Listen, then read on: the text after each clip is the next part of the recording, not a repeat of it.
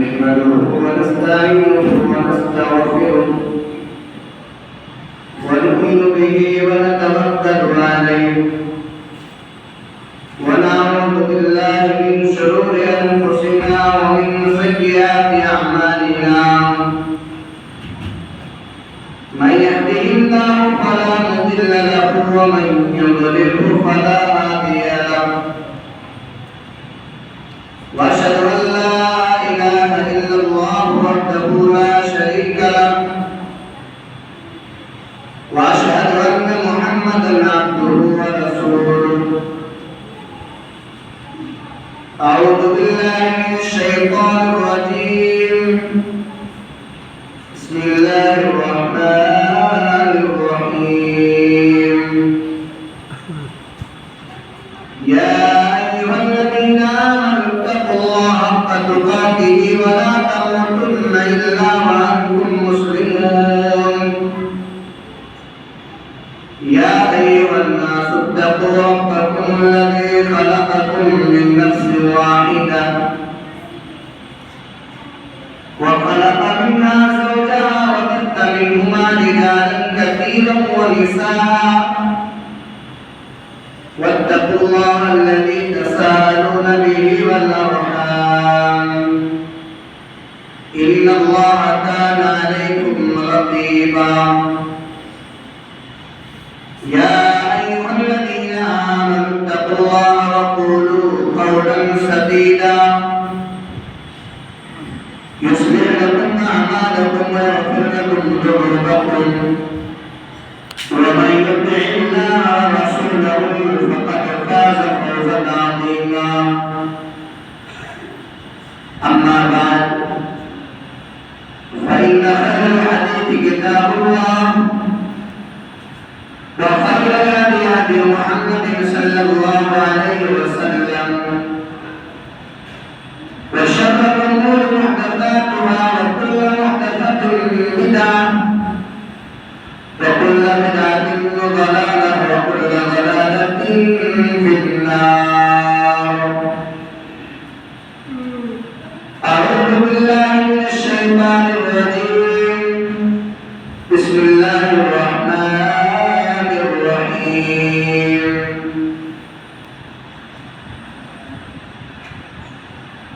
ولو أن أهل القرى آمنوا واتقوا لفتحنا عليهم بركات من السماء والأرض ولكن كذبوا فأخذناهم بما كانوا يكسبون.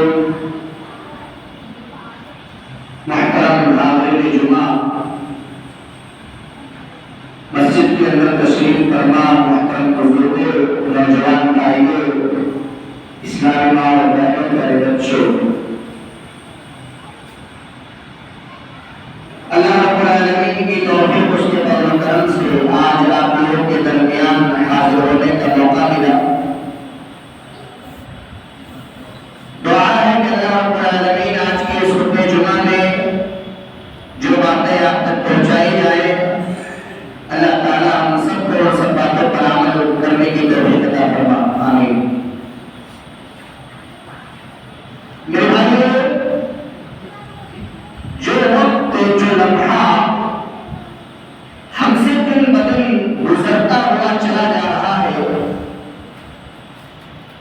اس لمحے کو گزشتہ لمحہ جو ہمارا گزر چکا ہے اس کو یاد کریں اور اس کو سوچیں کہ اس لمحے کے اندر ہماری زندگی کیسے گزری ہے۔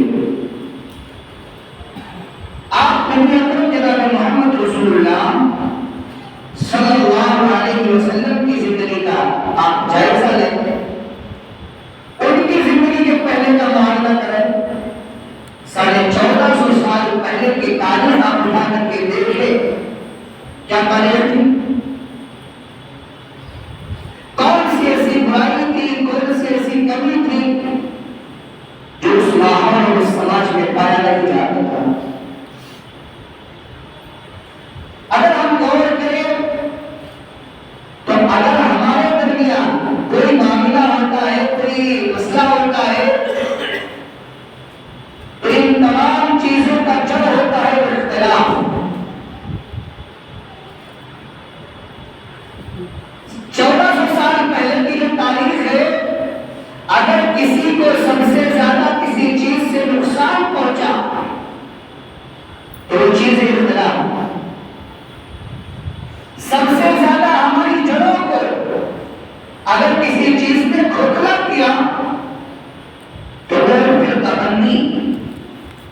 دغا بازی، پارٹی بازی، گروہ بندی، ہمارے نبی جناب محمد رسول اللہ صلی اللہ علیہ وسلم جب مکہ کی سرزمین پر بھیجے گئے تو آپ کو یہ پتا ہوگا کہ عرب کے لوگ جائر قسم کے لوگ تھے، جھگڑالو قسم کے لوگ تھے، بات بات پر جھگڑا کیا کرتے تھے، معمولی چیزوں پر جنگیں کیا کرتے تھے۔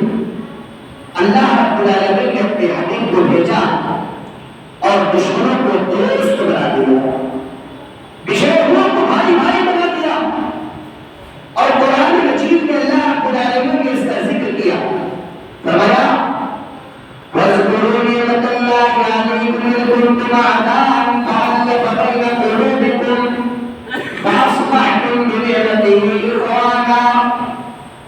اللہ کے بندو، اللہ کی نعمت کو یاد کرو، اللہ کے احسان کو یاد کرو۔ إِذْ كُنتُمْ أَعْدَاءً، جب تم ایک دوسرے کے دشمن تھے، ایک دوسرے کے خون کے پیاسے تھے، فَأَلَّفَ بَيْنَ قُلُوبِكُمْ، اللہ تبارک و تعالیٰ نے اپنے حبیب کو بھیجا، تمہارے دلوں میں محبت ڈال دی، فَأَصْبَحْتُمْ بِنِعْمَتِهِ إِخْوَانًا، اور تمہیں بھائی بھائی بنا دیا، ایک دوسرے کا ممسار بنا دیا، جانسار بنا دیا۔ اگر ہم صحابہ کی زندگی کو اٹھائیں تو ہم یہ دیکھتے ہیں کہ صحابہ آپس میں ایک دوسرے سے بڑی محبت کیا کرتے تھے۔ جب اللہ تبارک و تعالیٰ نے آپ کو نبی بنایا، رسول بنایا، آپ کو اللہ تعالیٰ نے آمر دیا، حکم دیا کہ آپ ہجرت کیجئے، آپ ہجرت کرتے ہوئے مدینہ پہنچتے، آپ کے ساتھ میں صحابہ کرام کا چھوٹے صحابہ کرام کی تعداد ہے۔ جب اللہ کے نبی جناب محمد رسول اللہ صلی اللہ علیہ وسلم مدینہ پہنچتے، آپ کے صحابہ ساتھ ہیں، مدینہ کے انصاری صحابہ اپنے مہاجر بھائی سے کہتے ہیں، اے ہمارے مہاجر بھائی، کھیتی ہم کریں گے، محنت ہم کریں گے، لیکن جو پیداوار ہوگا اس میں سے آدھا تم نے لینا اور آدھا ہم لے لیں گے۔ یہاں تک کہہ دیا یہ گھر ہے، پراپرٹی ہے، مکان، آدھا تم لے لو اور آدھا ہم لے لیتے ہیں۔ میرے بھائیوں کی محبت جناب محمد رسول اللہ صلی اللہ علیہ وسلم نے ان کے درمیان پیدا کرائی۔ اور آگے بڑھیے، قرآن مجید کا مطالعہ کیجیے، اللہ تبارک و تعالیٰ ارشاد فرماتا ہے ان الذین فرقوا دینہم وکانوا شیعا لست منہم فی شیء۔ اے نبی، جو لوگ آپس میں فرقہ فرقہ ہو گئے، آپس میں بٹ گئے، ٹکڑے ٹکڑے ہو گئے، اے نبی آپ کا سے کوئی تعلق نہیں۔ آج اگر قرآن کی آیت کریمہ پر غور کیا جائے، کتنے اختلاف ہمارے درمیان پائے جاتے ہیں، کتنے لڑائی جھگڑے، کتنے مسائل ہمارے درمیان ہیں۔ اللہ تبارک و تعالیٰ قرآن کے اندر ارشاد فرماتا ہے جو بٹ گئے، جو ٹکڑے ٹکڑے ہو گئے، اے ہمارے حبیب آپ کا سے کوئی تعلق نہیں۔ دوسری جگہ سورہ روم کے اندر اللہ تبارک و تعالیٰ ارشاد فرماتا ہے وَلَا تَكُونُوا مِنَ الْمُشْرِكِينَ، اے لوگوں مشرکوں سے نہ ہو جانا۔ مشرکوں کی پہچان یہ ہے کہ وہ آپس میں بٹ جاتے ہیں، ٹکڑے ٹکڑے ہو جاتے ہیں۔ كُلُّ حِزْبٍ بِمَا لَدَيْهِمْ فَرِحُونَ، اور یہ مشرکوں کی پہچان ہے، یہ مشرکوں کا کام ہے کہ آپس میں خوش رہتے ہیں، یہ مشرک کی پہچان۔ میرے بھائیو، آج دین کے معاملے میں، ایمان کے معاملے میں، تقویٰ کے معاملے میں، دینداری کے معاملے میں، پڑوسیوں کے حقوق کے معاملے میں، رشتہ داریوں کے معاملے میں، ماں باپ کے ساتھ حسن سلوک کے معاملے میں، دنیا کی بہت ایک لمبی لسٹ ہے جو گناہوں کے فہرست میں، اختلاف کے دلدل میں دن بدن بستی ہے اور بڑھتی ہوئی چلی آ رہی ہے۔ اللہ تبارک و تعالیٰ اختلاف کرنے والے کے بارے میں صاف طور پہ پیغام دے آئے، جو بٹ جائے، جو ٹکڑے ٹکڑے ہو جائے، جو اختلاف پیدا کروائے، وہ ہم میں سے نہیں ہے۔ اور یہ جو کام کرتے ہیں اختلاف یہ مشرکوں کی پہچان ہے۔ اگر انسان اس آیت کریمہ پر غور کر لے تو وہ سمجھ سکتا ہے کہ اللہ تبارک و تعالیٰ نے مجھ اور آپ کو اس آیت کریمہ میں کیا پیغام دیا ہے۔ اور آگے بڑھیے، آج ہمارا پہ ہمارے درمیان کوئی لڑائی جھگڑا کوئی اختلاف ہے، ہماری رسپانسبلٹی بنتی ہے کہ ہم گاؤں کے جو لیڈر ہوتے ہیں اگر وہ صحیح ہے تو ہم ان کے پاس اپنا فیصلہ لے کر کے جائیں۔ یہ ہمارا مشن ہوتا ہے، ہمارا طریقہ یہ ہوتا ہے۔ گاؤں کا کوئی رہنما ہے، کوئی لیڈر ہے، ہم جاتے ہیں اس سے ریکویسٹ کرتے ہیں کہ فلاں کا مسئلہ ہے حل کر دیجیے صحیح طریقے سے۔ آپ بتائیے، اللہ تبارک و تعالیٰ نے مجھ کو اور آپ کو مسلمان بنایا، ہمارے سامنے شریعت کی تمام باتیں موجود ہیں، دین کے معاملے میں کوئی بڑا ہے کہ نہیں ہے؟ دین کے معاملے میں بڑا ہے، اور بڑا وہ ہے جسے میں نے بڑا نہیں بنایا، آپ نے بڑا نہیں بنایا، آپ نے کائنات نے بڑا بنایا، اور اتنا بڑا بنایا فرمایا وَرَفَعْنَا لَكَ ذِكْرَكَ، اے نبی ہم نے آپ کے ذکر کو بلند کر دیا ہے۔ اتنا بڑا بنایا کہ جب تک نماز میں اللہم صلی علی محمد نہ پڑھا جائے نماز کمپلیٹ نہیں ہوتی۔ اتنا بڑا بنایا کہ جب تک اذان میں اشہد ان محمد رسول اللہ نہ کہا جائے اذان کمپلیٹ نہیں ہوتی۔ تو تمام چیزیں جناب محمد رسول اللہ صلی اللہ علیہ وسلم نے نبوت کی 23 سالہ زندگی، پہلی وحی کا سلسلہ جب غار حرا کے اندر آپ کو ملا، پہلی وحی آپ کو دیا گیا تو آپ کی جو حالت کی جو کنڈیشن تھی اس چیز کا اور اس لمحے کا آپ معائنہ کریں کیا پیغام ہے جناب محمد رسول اللہ صلی اللہ علیہ وسلم کی۔ دین کی ذمہ داری، نبوت کی ذمہ داری ملنا اتنا آسان کام نہیں ہوتا ہے، نبوت کی ذمہ داری کو نبھانا اتنا آسان کام نہیں ہوتا ہے، لیکن جناب محمد رسول اللہ صلی اللہ علیہ وسلم کی ذمہ داری آئی، اور جب ذمہ داری آئی تو آپ کو اپنی ذمہ داری کا احساس پیدا ہوا، اور آپ کو جب ذمہ داری کا احساس پیدا ہوا 23 سال نبوت کی زندگی آپ کو ملی، 23 سال نبوت کی زندگی آپ کو ملی۔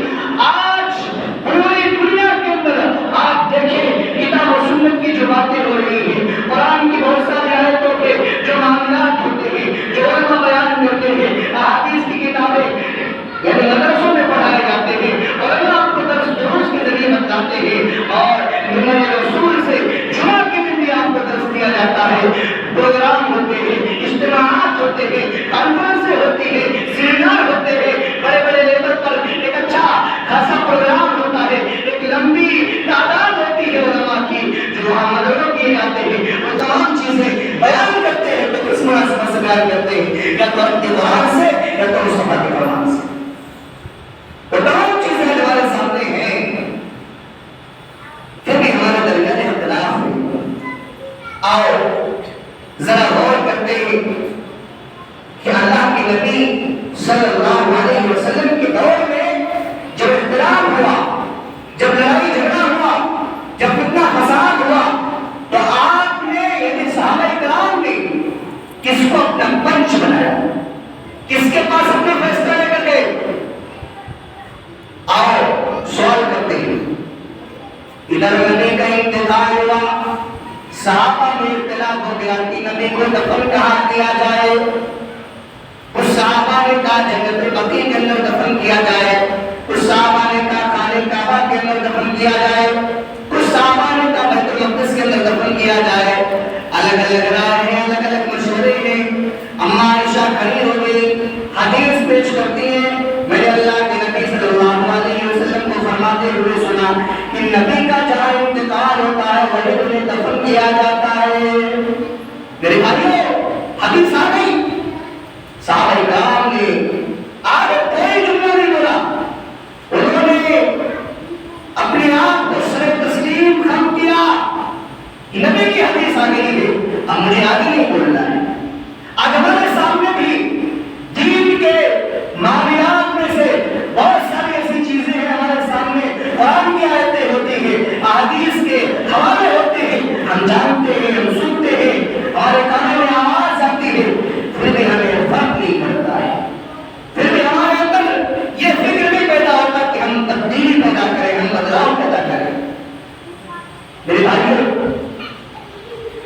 سردار ہم اس کو بناتے ہیں جو غیر جانبدار ہو. ایک بات یہ نہیں ہے سردار ایسے ویسے کسی ایسے آدمی کو بنا دیا جائے جو فیور کی بات کا جب معاملہ ہو یعنی کسی کے حق کی بات ہو کسی کے حقوق کی بات ہو تو بجائے اس کے حق میں کسی اور کے بارے میں فیصلہ کر دے سردار اس کو نہیں بنایا جاتا ہے. اللہ کے نبی صلی اللہ علیہ وسلم کے دور میں جب آپ کو نبوت کی ذمہ داری دی گئی تو آپ سردار تھے اور سردار کی ذمہ داری انہوں نے نبھایا ہے. کیسے ہمارا بارہ سنے ہیں اس واقعے کو اس مثال کو کہ اللہ کے نبی صلی اللہ علیہ وسلم کے دور میں ایک عورت نے چوری کی اور اپنے معمولی خاندان کے لیے قبیل بنو مخزوم کی عورت اونچے خاندان کی عورت فاطمہ نام لوگوں نے کہا اسلام کا قانون ہے کوئی چوری کرے تو اس کا ہاتھ کاٹا جائے گا. ظاہر سی بات ہے اسلام کا اپنا ایک نظام ہے. جیسے ایمان مسلمان کے لیے سب سے اہم ہے. اگر انسان کے پاس ایمان نہیں ہے تو اللہ تعالیٰ قرآن کے اندر کہتا ہے کہ جو ایمان والے نہیں ہیں یعنی مومن نہیں ہے مسلمان نہیں ہے کل قیامت کے دن وہ زمین پر کے سونا دے تبھی اللہ کی مدد کو نہیں کہہ جائے گا. نماز ایمان کے بعد نماز انسان اگر پڑھتا ہے تو اس کے لیے خیر ہے.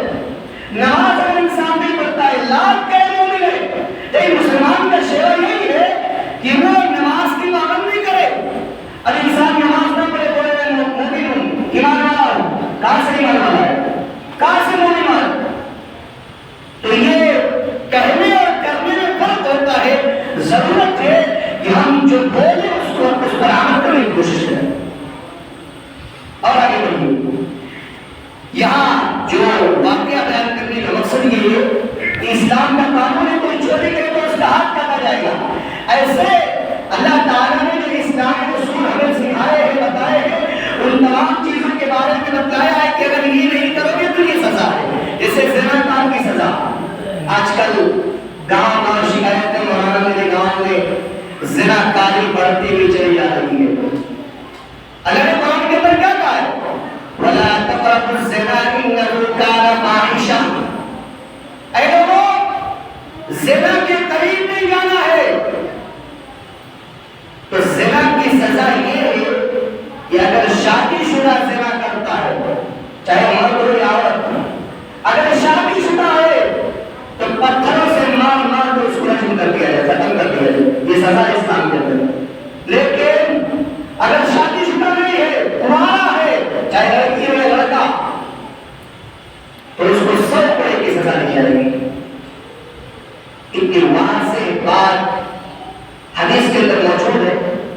پھر بھی آج کتنے ایسے مسلمان ہیں کہ اس کبیرہ گناہ میں اس بڑے گناہ میں ملوث ہے اور ایک اچھی تعداد ہے لوگوں کو دیکھا جا رہا ہے. یہاں تک ابھی کسی نے بتایا مجھے باقاعدہ نکالنے کی شکل میں میرے پاس موجود ہے لوگ اپنی لڑکیوں کا سپلائی تک کرتے ہیں. یہ ماحول ہے آج کا. کیا ہوا ہے سمجھ میں ماں الگ فلمی دنیا میں مشہور ہے سیریل میں مشہور ہے. یہ ماحول ہے آج کا. ماں کو فکر نہیں میری بچی کیا کر رہی ہے. یہاں تک دیکھا گیا کہ گھر کے اندر بیٹی کے پاس پرسنل موبائل تک موجود ہوتا ہے لیکن گھر والوں کو خبر تک نہیں ہوتی ہے. آج کے ماحول ہے بچی بات کر رہی ہے رات کو چیٹنگ ہو رہا ہے. ابتلاء کا جو آج کتنا بڑھ رہا ہے آج دیکھیں کتنی بڑی تعداد میں مسلم لڑکیاں ابتلاء کے راستے میں جا چکی ہیں. کچھ ہوش کی راہ لینے کی ضرورت ہے. معاشرے میں دیکھنے کی ضرورت ہے. ہمیں سوچتے ہیں ہماری بچی بہت اچھی ہے ہمارا بچہ بہت اچھا ہے. نہیں میرے بھائی آپ کی تربیت کیسی ہوگی اسی تربیت کے لحاظ میں آپ کے بچے اور بچیاں اسی طریقے سے زندگی گزاریں گے. اللہ نے قرآن کے اندر کیا کہا وَلَا تَقْرَبُوا الْفَوَاحِشَ مَا ظَهَرَ مِنْهَا وَمَا بَطَنَ. اللہ کے بندو گندے اور غلیظ کاموں سے بچو چاہے وہ کھلم کھلا ہو چاہے وہ چھپ کر ہو. قرآن کے اندر اللہ تبارک و تعالیٰ نے ارشاد فرمایا وَمِنَ النَّاسِ مَن يَشْتَرِي لَهْوَ الْحَدِيثِ لِيُضِلَّ عَن سَبِيلِ اللَّهِ بِغَيْرِ عِلْمٍ. لوگوں میں کچھ ایسے لوگ ہیں دنیا کے اندر آپ دیکھیں گے بہت سارے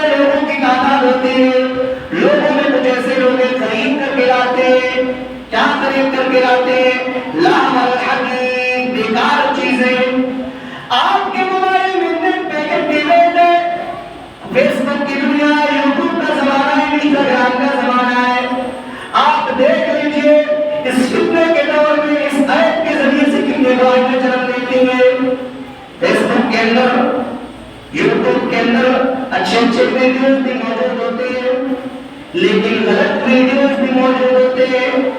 انسان کمرے کے اندر بند ہے, رات کا اندھیرا ہے, کھڑکی بند ہے, لائٹ بھی بند ہے, ابا بھی نہیں دیکھ رہے, اماں بھی نہیں دیکھ رہے, چاہے بچی ہو یا بچہ, اگر موبائل اس کے پاس ہے کچھ بھی استعمال کر رہا ہے, کچھ بھی دیکھ رہا ہے.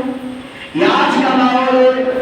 آپ نے موبائل کے اندر نیٹ پیک ایکٹیویٹ کرایا, آپ کا مقصد یہ تھا کہ کہیں کال کر لیں, کہیں واٹس ایپ سے کچھ ضروری چیزیں ہو, کوئی ہمارا رشتے دار ہے, کوئی ہمارے گھر کا ضروری چیز ہے, ہم اس کو بھیج سکیں. آپ کا مقصد یہ ہوتا ہے.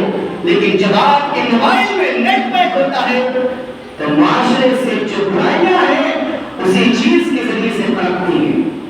اور ایک بات میں آپ کو بتاؤں, موجودہ وقت موبائل کی بہت اہم ضرورت بھی ہے, لیکن اس موبائل نے بہت بڑے بڑے گناہوں کو آسان کر دیا ہے, بہت بڑے بڑے گناہوں کو آسان کر دیا ہے.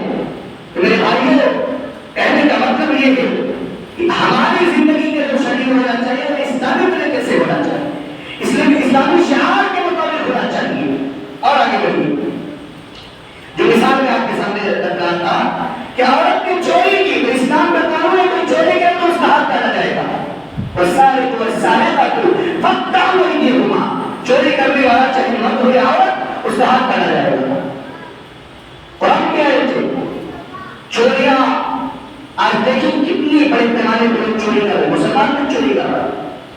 ایک جگہ ایک صاحب ایگزام دینے کے لیے گئے, ایگزام دے رہے تھے, ایگزام دے رہے ہیں, جانچ ہونے لگتی ہے.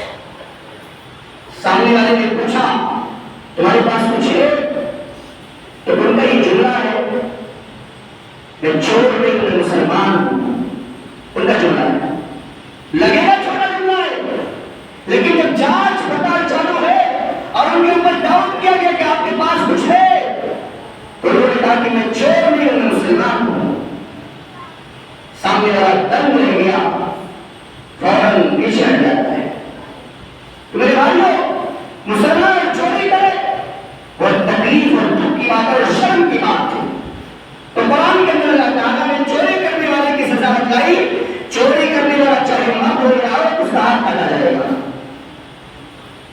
لوگوں نے کہا اللہ کے نبی صلی اللہ علیہ وسلم سے کہے کون, لوگوں نے حضرت اسامہ بن زید کو بیچ میں اپنا بچولی بنایا, کہا کہ آپ جائیے اور اللہ کے نبی صلی اللہ علیہ وسلم سے کہیے کہ وہ عورت بہت اونچے خاندان کی اعلان کر جائے گی. گئے نبی کے پاس, سارا معاملہ پیش کرتے ہیں. نبی نے کہا اے اسامہ, تمہاری ہمت کیسے ہے, تمہاری مجاز کیسے ہوئی, تم اللہ کے قانون کے بارے میں میرے پاس سفارش کرنا ہے. جب اللہ نے قانون نازل کر دیا ہے چوری کرنے والا مرد ہو یا عورت, اس کا ہاتھ کاٹا جائے گا, اے اسامہ تمہاری ہمت کیسے ہوئی کہ تم اللہ کے قانون کے بارے میں میرے پاس سفارش نہیں کرا. سن لو اسامہ, یہ تو قبیلے بنو مخزوم کی عورت فاطمہ تھی. لو ان فاطمہ بنت محمد, اگر میری بیٹی فاطمہ بنت محمد صلی اللہ علیہ وسلم چوری کرے نہ پتا تمہیں کہا اور اس کا بھی ہاتھ کاٹا. نبی ہمیں ملا تو انصاف کرنے والا ملا.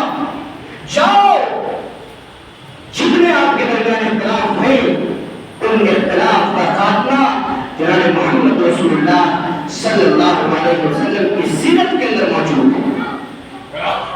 میرے بھائیوں, بہت کچھ آج معاشرے میں دیکھا جا رہا ہے. اب تو اچھائیاں جو ہے وہ دن بدن کم ہو رہی ہے اور برائیاں دن بدن بڑھ رہی ہیں. یہ ماحول ہے آج کا. حالانکہ اللہ تبارک و تعالیٰ نے دنیا میں مسلمانوں کو بھیجنے کا مقصد یہی تھا کہ جاؤ اللہ کی بات مانو, اللہ کی عبادت کرو. اللہ تعالیٰ نے زمین کو بہت وسیع بنایا ہے, بہت کشادہ بنایا ہے.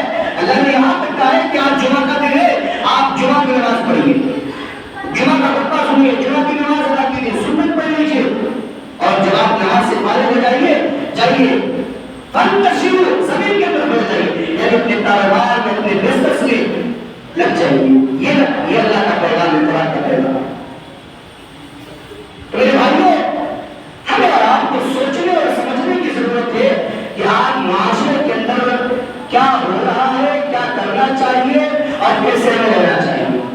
ظاہر سی بات ہے, اللہ کی زمین اللہ کی دھرتی ہے, تو اللہ کی زمین پر رہنے کا مطلب یہ ہے کہ اللہ کے بتائے ہوئے شریعت کے مطابق چلنا پڑے گا, اللہ کے بتائے ہوئے احکامات پر پڑے گا. اور یہ چاہتے ہو منمانی زندگی گزارتے رہے اور ہماری زندگی کامیاب ہے, دنیا میں بھی کامیاب ہے, آخرت میں بھی کامیاب ہے, تو یہ امپاسبل ہے, ناممکن ہے. اور آگے بڑھتے ہیں. جو قرآن کی آیت آپ کے سامنے پیش کی گئی, وَمِنَ النَّاسِ مَن يَشْتَرِي لَهْوَ الْحَدِيثِ, لوگوں میں کچھ ایسے لوگ ہیں جو خرید کر کے لاتے ہیں لہو الحدیث, بیکار چیزیں. آج گھروں کے اندر آپ اپنا خود محاسبہ کریں, خرید کر کے جو چیز لاتے ہیں اس میں کچھ چیزیں ایسی ہوتی ہیں جو فالتو ہوتے ہیں, بیکار ہوتے ہیں, بے مطلب ہوتے ہیں, سوائے نقصان کے فائدہ نہیں ہوتا ہے. اب جب یہ چیز آپ لاتے ہیں فالتو چیزیں, تو قرآن کی تعلیم میں, قرآن کا پیغام میں نقصان کیا ہوتا ہے؟ لِيُضِلَّ عَنْ سَبِيلِ اللَّهِ بِغَيْرِ عِلْمٍ, آپ کے پاس علم نہیں رہے گا, آپ کے پاس صحیح جانکاری نہیں رہے گی, اور آپ فالتو چیزوں میں لگے رہیں گے, تو جب ایسا معاملہ پیش آ جائے گا تو آپ گمراہ ہو جائیں گے, گمراہ ہو جائیں گے, اور قرآن تک کا آپ مذاق اڑائیں گے. آج یہی ہو رہا ہے, آج یہی ہو رہا ہے, قرآن کا مذاق تک اڑایا جاتا ہے. میں آنکھوں دیکھ کے بات کر رہا ہوں, بہت ساری جگہوں پر جمعہ کی مناسبت سے جانا ہوا, جمعہ کا خطبہ ہو رہا ہے, کچھ نوجوان موبائل پر فون آتا ہے, موبائل نکالتے ہیں اور پھر سے مسجد کے باہر نکل جاتے ہیں اور بات کرنے لگتے ہیں. ممبر رسول سے خطبہ ہو رہا ہے, یہ حالت ہے. ممبر رسول سے خطبہ ہو رہا ہے, نوجوان ہنس رہے ہیں, مسکراہٹ ان کے چہروں, انہیں ذرہ برابر فرق نہیں ہو. اسی لیے اللہ نے قرآن کے اندر کہا تھا ثم قست قلوبکم, ہمارے دل سخت ہو گئے. یہ جو دل ہے نا یہ سخت ہو گئے, فَيَّتَ الْحِجَارَةِ, پتھر ہو گئے, اور اشد قسوہ, پتھر سے زیادہ سخت ہو گئے. یہ قرآن کی تعلیم, اور آج یہی ہو رہا ہے معاشرے کے اندر. یاد رکھو, قرآن کی آیتوں کا مذاق اڑانے والا یاد رکھو, اللہ نے اسی آیت کریمہ کے آخری ٹکڑے میں کہا اولئک لہم عذاب مہین, ایسے لوگوں کے لیے ذلیل کر دینے والا عذاب ہے, ایسے لوگوں کے لیے رسوا کر دینے والا عذاب ہے. میرے بھائیوں, معاشرے کو ایک اچھا معاشرہ تشکیل دینے کی ضرورت ہے. آپ مسلمان اور مسلمان کا ایک شیوا ہے, مسلمانوں کا ایک طریقہ ہے, مسلمانوں کا ایک فیوچر ہے, مسلمانوں کی زندگی گزارنے کا ایک اصول اور ضابطہ ہے. آپ اس پر چلیں گے تو آپ کے دیکھا دیکھی دوسرے مذاہب کے لوگ آپ کی پیروی کریں گے, آپ کی بات مانیں گے. لیکن آج اس کے الٹا ہے. ایسا لگتا ہے کہ مسلمانوں کی حالت یہ ہے کہ یہود و نصارہ کی الغار ان کے اوپر پنپ رہی ہے, یہود و نصارہ کی الغار ان کے اوپر پنپ رہی ہے. اور جس طریقے سے مسلمان سمعنا واطعنا, جو قرآن کی آیت ہے, ایک مسلمان کی زندگی, ایک مومن کی زندگی سمعنا واطعنا کے مطابق ہونی چاہیے. مسلمان کا معاملہ یہ ہے کہ سمعنا واطعنا کے مطابق چل رہا ہے, یعنی سن تو رہا ہے لیکن مانے گا نہیں. یہ اتنی بڑی تعداد, اگر سارے کے سارے لوگ تحریہ کر لیں, میں اپنے اندر ایمان پیدا کروں گا, نماز کی ادائیگی کروں گا, اچھے سے رہوں گا, اپنے اخلاق اور اپنے کردار کو بہتر بنائے رکھوں گا, گھر کے اندر ایک اچھا ماحول بناؤں گا, خود بھی نماز پڑھوں گا, گھر والوں کو بھی نماز کے لیے تاکید کروں گا, خود بھی نیک بنوں گا, دوسروں کو بھی نیک بناؤں گا. یہ ماحول بنا لیجیے, ایک اچھا معاشرہ, ایک اچھا پلیٹ فارم دیا جا سکتا ہے. اور قرآن کی آیت کے اوپر غور کرتے اللہ نے فرمایا قُلْ إِن كُنتُمْ تُحِبُّونَ اللَّهَ فَاتَّبِعُونِي يُحْبِبْكُمُ اللَّهُ. اے نبی آپ اعلان کر دیجیے, آپ کہہ دیجیے اگر تم اللہ سے محبت کا دعویٰ کرتے ہو, کتنی بڑی سامعین کی تعداد ہے, کیا پوچھا جائے کتنے لوگ بھائی اللہ سے محبت کا دعویٰ کرتے ہیں؟ بہت سارے لوگ کہیں گے ہاں بھائی ہم ہیں, لیکن ریئل میں حقیقت میں دیکھا جائے ان کے دل کے اندر کھوٹ ہے, نقص ہے, وہ کہتے کچھ اور کرتے کچھ.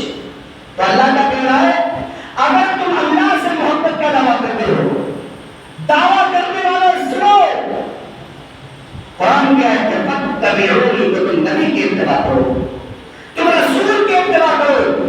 آپ رسول کی اتباع کریں گے, فائدہ یہ ہوگا يُحْبِبْكُمُ اللَّهُ, اللہ تبارک و تعالیٰ تم سے محبت کرنے لگے گا. اور ایک مسلمان سے, ایک مومن سے اللہ محبت کرنے لگے, یہ بہت بڑی بات ہے.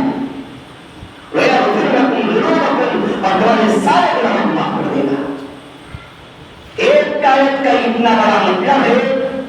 اور اتنا بڑا پیغام، اتنی بڑی نصیحت ہے، ہم لوگ اچھے اچھے تقریریں سننا چاہتے، اچھے اچھے بیانات سننا چاہتے، لیکن قرآن کی اسی ایک آیت کریمہ پر غور کر دیجیے، کیا اپنے پیغام دیا ہے کہ اگر تم دعویٰ کرتے ہو تو اتباع کر لو، اتباع کر لو، مان لو، اور ماننے کا فائدہ یہ ہے اللہ تم سے محبت کرے گا، وَيَغْفِرْ لَكُمْ ذُنُوبَكُمْ، اور تمہارے سارے گناہوں کو معاف کرے گا۔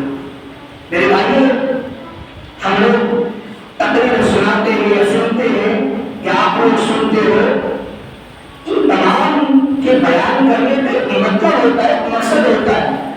جمعہ کے دن کسی عالم دین کا انتخاب کر کے بیان ہوتا ہے، اسلامی چیزیں بیان ہوتی ہے، ان تمام چیزوں کے بیان کرنے کا ایک مطلب ہوتا ہے۔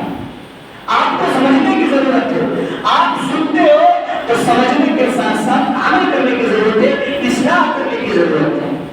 آج اصلاح کے معاملے میں دیکھا یہ جا رہا ہے، معاشرے کا ایک بڑا طبقہ، ایک بڑی تعداد ہے، عمل میں زیرو ہے، عمل میں زیرو ہے۔ میرے بھائی، موت آ جائے گی اور آپ کو موت دستک دے دے، پھر آپ موقع تلاش کریں کہ مجھے موقع مل جائے، کہ آپ کو موقع ملے گا؟ ہر کسی آپ کو موقع نہیں ملے گا۔ تو اس لیے مرنے سے پہلے موت کی تیاری کیجیے۔ اب موت جب آئے گی تو جو زندگی میں آپ نے کیا ہے اس کیے کا حساب دینا پڑے گا۔ آئیے آئیے میرے کو اللہ نے فرمایا فَإِذَا نُقِرَ فِي الصُّورِ فَلَا أَنْسَابَ بَيْنَهُمْ يَوْمَئِذٍ وَلَا يَتَسَاءَلُونَ، جب قیامت کے دن سور پھونکا جائے گا، کوئی حسب، کوئی نسب، کوئی خاندان، کوئی برادری، کوئی رشتہ دار، کوئی دوست، کوئی فرینڈ کچھ کام نہیں آئے گا۔ فَمَنْ ثَقُلَتْ مَوَازِينُهُ فَأُولَٰئِكَ هُمُ الْمُفْلِحُونَ، جس کے نام اعمال میں نیکیاں زیادہ ہیں وہ کامیاب ہوگا۔ وَمَنْ خَفَّتْ مَوَازِينُهُ فَأُولَٰئِكَ الَّذِينَ خَسِرُوا أَنفُسَهُمْ فِي جَهَنَّمَ خَالِدُونَ، جس کے نام اعمال میں گناہ زیادہ ہیں، نیکیاں کم ہوں گی، وہ جہنم کے اندر داخل کیا جائے گا۔ اچھا، یہ جو سامعین کی تعداد ہے، اس بات کو تو مانتے ہو نا کہ مرنا ہے اور مرنے کے بعد قبر کی منزل کو طے کرنا ہے، قبر کی منزل کو طے کرنے کے بعد آخرت میں میدان محشر میں اکٹھا ہونا ہے، اور میدان محشر میں اکٹھا ہونے کے بعد حساب و کتاب ہو جانے کے بعد دو چیز ہمارے اوپر ڈپینڈ ہے، یا تو جنت یا تو جہنم، دو ہی چیز ہے۔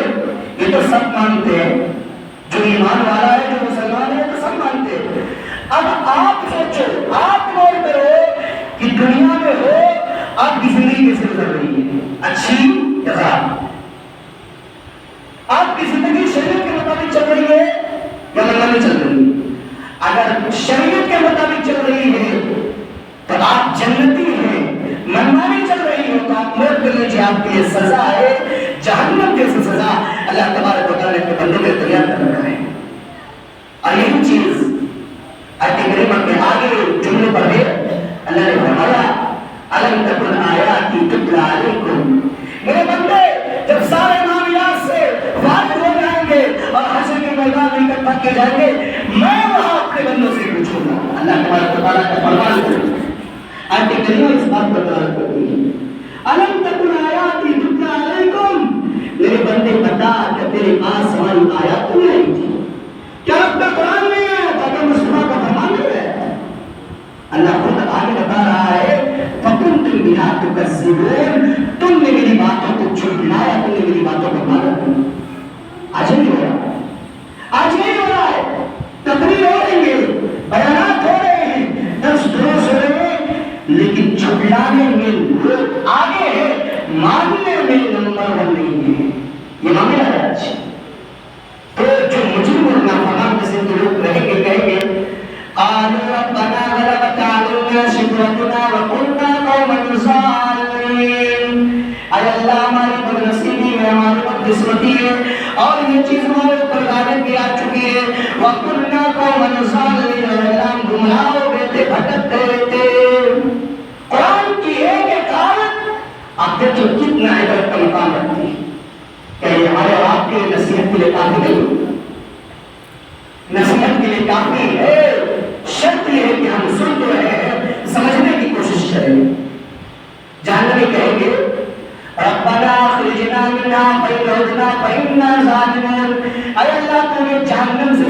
ایک بار نکال دے. ایک بار انسان غلطی کرتا ہے تو ایک بار چانس مانگتا ہے, ایک بار چھوڑ دیا جب میں نے غلطی کی میں اعتراف کرتا ہوں, ایک بار آپ مجھے موقع دے دیں دوبارہ غلطی نہیں کرو گا, سامنے والا چھوڑ دیتا ہے. اللہ نے یہ دھرتی بنایا ہے, اب کتنا مہلت دیا ہے آپ بتائیے, کتنا مہلت دیا ہے. جو بھی آپ کی لائف ہے, ہمارے اور آپ کی لائف ہے, یہ مہلت ہی تو ہے. جب پکڑے گا, جب گرفت کرے گا تو اس وقت پھر آپ کی زبان سے یہ نکلے کہ مجھے ایک بار موقع مل جائے, تو آپ کا یہ کرنا اور آپ کا یہ کہنا بے مطلب ہے, بے مطلب ہے. میرے بھائی, ہم آپ ایک چیز پر غور کریں کہ جو گرمی کا موسم ہے, گرمی کا موسم ہے, لوگ گرمی سے پریشان ہیں. جہنم کے اندر کتنی گرمی ہوگی کبھی آپ نے سوچا ہے؟ اللہ تبارک و تعالیٰ جہنم کو سال بھر کے اندر 2 مرتبہ سانس لینے کا آرڈر دیا ہے, کیونکہ جہنم کے اندر جو گرمی ہے, جہنم میں خود اللہ تبارک و تعالیٰ سے کہا کہ میں اس گرمی کو برداشت نہیں کر پا. اللہ نے جو آرڈر دیا ہے گرمی کے موقع پر اور ایک ٹھنڈی کے موقع پر, یہ 2 مرتبہ جہنم سانس لیتی ہے. اب بتائیے اگر سانس لیے تو یہ حالت ہے, اور جہنم کے اندر جہنمی میں جب جائیں گے تو اس کے اندر کیا حالت ہوگی, کیا کنڈیشن ہوگی, ہم آپ تصور کر سکتے ہیں, گمان کر سکتے ہیں. آج انسان کے پاس سہولت ہے, پیسہ ہے, روپیہ ہے, اپنی سہولت کے اعتبار سے پنکھے لگوا لیا, کولر لگوا لیا, اے سی لگوا لیا, سہولت ہو گیا, اس کے پاس یہ الگ بات ہے. لیکن آخرت کی منزل کو طے کرنا ہے. آخرت میں حساب و کتاب کا معاملہ طے ہونے کے بعد آپ کو فیصلہ کیا جائے گا. آپ اس گرمی کے بارے میں سوچیے, ابھی سورج کو ہی لے لیجیے. لوگ کہتے ہیں, کوئی کہتا ہے 9.33 لاکھ میل کی دوری پر ہے, کوئی کہتا ہے 15 لاکھ میل کی دوری پر ہے. قیامت کے دن 1 میل کی دوری پر ہوگا. آپ بتائیے اتنا دور ہونے کے بعد گرمی کا یہ حال ہے, 1 میل کی دوری پر ہوگا, کیا حالت ہوگی. تو اس لیے زندگی کا کوئی بھروسہ نہیں ہے, زندگی کا کوئی ٹھکانا نہیں ہے. آپ ابھی سنے احمد آباد ٹرین کریش ہوا, 2 منٹ کے اندر اتنی بڑی تعداد ختم ہو گئی. موت کا ٹھکانا ہے, پتا ہے کب موت آئے گی. باسی کی سرزمین پر بارش ہو رہی تھی, 4 نوجوان 2 بائک پر سوار ہے, 2 بارش کی بجلی کی کڑک ان کے بدن پر پڑتی ہے, چاروں زمین پر گر پڑتے ہیں اور بجلی کی کڑک سے مر جاتے ہیں, انتقال کر جاتے ہیں. بتانے والوں نے یہاں سے بتایا انہی نوجوان میں سے گزشتہ کل یعنی آنے والا کل ایک نوجوان کی شادی تھی. کیا یہ عبرت کا مقام نہیں؟ آپ کے اسی اتنا میں تھانے کے سامنے تقریباً ہفتہ ہوا ہے, 1 ہفتہ ہوا, ایک خاتون ایک عورت چند منٹ کے اندر اس کے بدن کا پورا یہ جو پیٹ کا حصہ ہوتا ہے باہر نکل جاتا ہے, موت کے گھاٹ چل جاتی ہے. موت کا کوئی ٹھکانا ہے, موت کا کوئی ٹھکانا ہے. تو اس لیے موت کو یاد کرو, اور موت کے بعد والی جو زندگی ہمیشہ کی زندگی, یہ تو 40 سال 50 سال 60 سال جو زندگی ہے ہمارے اور آپ کے اللہ نے جو دیا ہے, یہ تو عام سی بات ہے. ہمیشہ اور ہمیشہ کی رہنے والی جو زندگی ہے وہ آخرت کی زندگی ہے. اس کی تیاری کر لیجیے, اس کی تیاری کر لیجیے. آپ مر جائیں گے, آپ کے بچے تھوڑا بڑا رہیں گے, 2-4 سال آپ کو قبرستان پر چلے جائیں گے, تو کوئی دیکھنے والا نہیں ہوگا. آج کتنے خاتون ہیں, کتنی بہنیں ہیں جو بیوہ ہیں, بیوہ ہیں, شوہر کا انتقال ہو چکا ہے, جا کے خوشی ان سے ان کی لائف کیسے گزر رہی ہے. کچھ سوچنے اور سمجھنے کی ضرورت ہے, اور کچھ غور کرنے کی ضرورت ہے کہ معاشرے میں کیا ہو رہا ہے, کیا کرنا چاہیے. ایک آخری بات کے بعد ختم کر رہا ہوں. اللہ تعالیٰ نے قرآن کے اندر فرمایا کہ ایک مومن کا جو شعار ہوتا ہے, ایک مومن کا, ایک مسلمان کا جو طریقہ ہوتا ہے, وہ طریقہ یہی ہے کہ وہ کوئی بھی بات اگر اسلام کی بات سنتا ہے, قرآن کی آیت کے حوالے سے یا حدیث کے حوالے سے, کوئی بھی بات اگر سنتا ہے تو اس سے عبرت حاصل کرتے ہوئے اس پر عمل کرنے کی کوشش کرے. اللہ نے قرآن کے اندر کہا انما كان قول المؤمنين اذا دعوا الى الله ورسوله ليحكم بينهم. اے لوگوں, جب تمہیں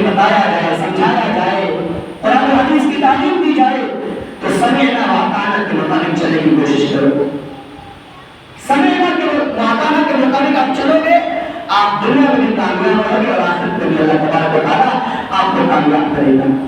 ہم امید کرتے ہیں کہ آج کے خطبہ جمعہ میں جو معاشرے کو مد نظر رکھتے ہوئے اختلاف یا عمل کے سلسلے میں یا زندگی گزارنے کے سلسلے میں آخرت کی تیاری کے سلسلے میں جو بات آپ تک پہنچائی گئی ہے، ہم امید کرتے ہیں اللہ تعالیٰ ہم سب کو، کہنے والوں کو بھی اور سننے والوں کو، سب کو بلانے ان سے باتوں پر عمل پیدا ہونے کی توفیق عطا فرمائے۔ اصلاح کا جذبہ ہم سب کو اپنے اندر پیدا کرنے کی توفیق عطا فرمائے۔ کتاب و سنت کے مطابق ہمیں عمل کرنے کی توفیق عطا فرمائے۔ اللہ ہم سب کو دین پر چلنے کی توفیق عطا فرمائے۔ اللہ ہم سب کو اپنے ایمان کی حفاظت کرنے کی توفیق عطا فرمائے۔ اللہ ہمیں نماز کی ادائیگی کرنے کی توفیق عطا فرمائے۔ اللہ ہمیں اپنے گھروں کے ماحول کو بہتر بنانے کی توفیق عطا فرمائے۔ اللہ ہم خود بھی نیک کریں، اپنے گھر والوں کو بھی نیک بنائے، اپنے آس پڑوس والوں کو بھی نیک بنائے، اپنے رشتہ داروں کو بھی نیک بنانے کے لیے اللہ تبارک و تعالیٰ ہم سب کو توفیق عطا فرمائے۔ اللہ ہم سے جو ہو سکے دین کے معاملے میں، چاہے وہ مالی تعاون ہو، چاہے وہ جسمانی تعاون ہو، جہاں کہیں بھی ضرورت ہو، اللہ تعالیٰ ہم سب کو اپنا اپنا کردار ادا کرنے کی توفیق عطا فرمائے۔ اللہ ہم سب کو نیک بنا، صالح بنا، مومن بنا اور دین پر چلنے والا بنا، دین پر استقامت نصیب فرما۔ آمین تقبل یا رب العالمین۔